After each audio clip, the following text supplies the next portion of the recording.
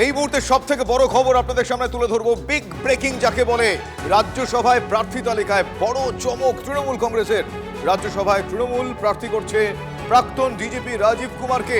তৃণমূলের রাজ্যসভার প্রার্থী হচ্ছেন অভিনেত্রী কোয়েল মল্লিক, বাবুল সুপ্রিয়, মেনকা গুরুস্বামী। ডিটেল জানবো আমার সহকর্মী সৌরভ গুহ এই মুহূর্তে আমার সঙ্গে টেলিফোন লাইনে রয়েছেন। সৌরভ, কি জানা যাচ্ছে? শুভজিৎ, আর কোনো জল্পনা কল্পনার অবকাশ নেই। একেবারে ঘোষণা করে দিল তৃণমূল কংগ্রেস, এবং তৃণমূল কংগ্রেস কিছুক্ষণ আগেই কিন্তু টুইট বার্তার মাধ্যমে ঘোষণা করলো খুবই তাৎপর্যপূর্ণ যে প্রাক্তন পুলিশ কর্তা রাজীব কুমার তিনি কিন্তু তৃণমূল কংগ্রেসের সাংসদ হচ্ছেন রাজ্যসভায়। তাকে মনোনয়ন দিয়েছে তৃণমূল কংগ্রেস দল। অন্যদিকে আমরা অন্যদিকে আমরা বাবুল সুপ্রিয়র নাম কিন্তু আমরা পাচ্ছি যে তাকে রাজ্যসভায় পাঠাচ্ছে তৃণমূল কংগ্রেস, অর্থাৎ তিনি আর বিধানসভায় লড়বেন না। এবং অন্যদিকে খুবই গুরুত্বপূর্ণ নাম কোয়েল মল্লিক। আমরা কিছুদিন আগে দেখেছিলাম যে অভিষেক বন্দ্যোপাধ্যায় গিয়েছিলেন রঞ্জিত মল্লিকের সঙ্গে দেখা করতে, এবং কোয়েল মল্লিকের এই যে রাজ্যসভার সাংসদ হিসেবে তৃণমূল কংগ্রেস ঘোষণা করলো, এটা অত্যন্ত তাৎপর্যপূর্ণ।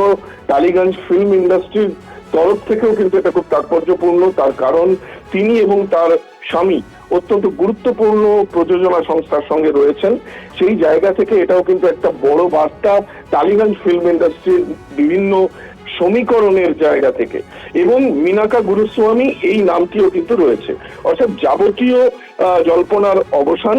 বাবুল সুপ্রিয় বিধানসভায় লড়ছেন না, তাকে রাজ্যসভায় পাঠানো হচ্ছে।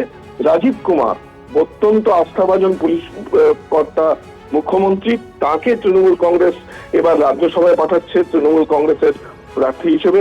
অন্য জায়গা থেকে কোয়েল মল্লিক, অত্যন্ত গুরুত্বপূর্ণ নাম, অভিনেত্রী এবং গুরুত্বপূর্ণ প্রযোজক সংস্থার প্রতিনিধি, সেই জায়গা থেকে দাঁড়িয়ে তার এই সাংসদ হিসেবে মনোনয়ন পাওয়া, সেটাও কিন্তু তাৎপর্যপূর্ণ।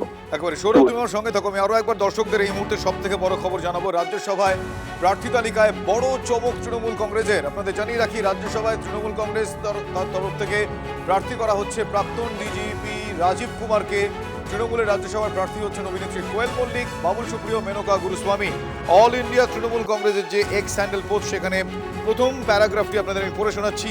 We are pleased to announce the candidature of Babul Supriyo, Rajiv Kumar, former DGP West Bengal Menaka Guruswamy and Koel Mollik for the upcoming Rajya Sabha election। ফলে এই মুহূর্তের বড় চমক। আমি আরো একবার আমার সহকর্মী সৌরভ গুহর কাছে যাব। সৌরভ, কাকে প্রার্থী করা হবে, কাকে প্রার্থী করা হবে না, এই নিয়ে যখন নানা রকম চুলচেরা বিশ্লেষণ চলতে থাকে, তখন এই মুহূর্তে তুমি যেরকমটা কিছুক্ষণ আগে বলছেন, বড় চমক তো বটেই, অনেকগুলো ইকুয়েশনস কাজ করে এর মধ্যে।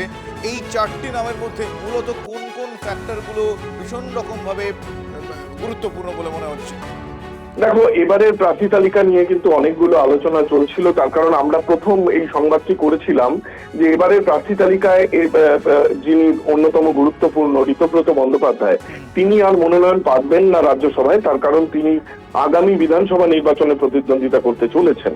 এবং তার জায়গায় কে হবেন, মৌসম নূরের জায়গায় কে হবে, সাকেত গোখলে টিকিট পাচ্ছেন না, এগুলো সবই কিন্তু আমরা করেছিলাম। এবং আজকেও যে বিষয়টি নিয়ে আলোচনা হচ্ছিল যে হয়তোবা সুব্রত বক্সিয়ান সাংসদ, তিনি তার এই যে আসন, সেই আসনে আরো একবার 6 বছরের টার্ম তিনি কমপ্লিট করবেন। কিন্তু যেটা দেখা যাচ্ছে যে একেবারে ফ্রেশ এবং যাবতীয় জল্পনা কল্পনার অবসান ঘটিয়ে একেবারে ফ্রেশ একটা তালিকা কিন্তু আনা হলো।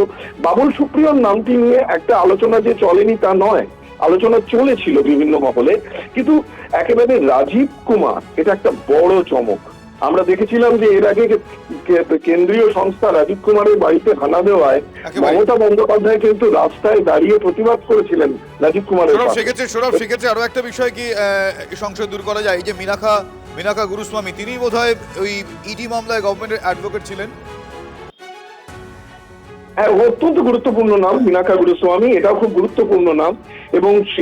এবং পাশাপাশি কোয়েল মল্লিক, এই যে টালিগঞ্জ ফিল্ম ইন্ডাস্ট্রি নিয়ে এবং বিভিন্ন সময়ে যে প্রযোজকরা নির্দিষ্ট তৃণমূল কংগ্রেসের কিছু নেতাদের বিরুদ্ধে অভিযোগ করেন, সেখানে কি কোনো সমীকরণ বদলের বার্তা দিলেন কোয়েল মল্লিককে সাংসদ করে?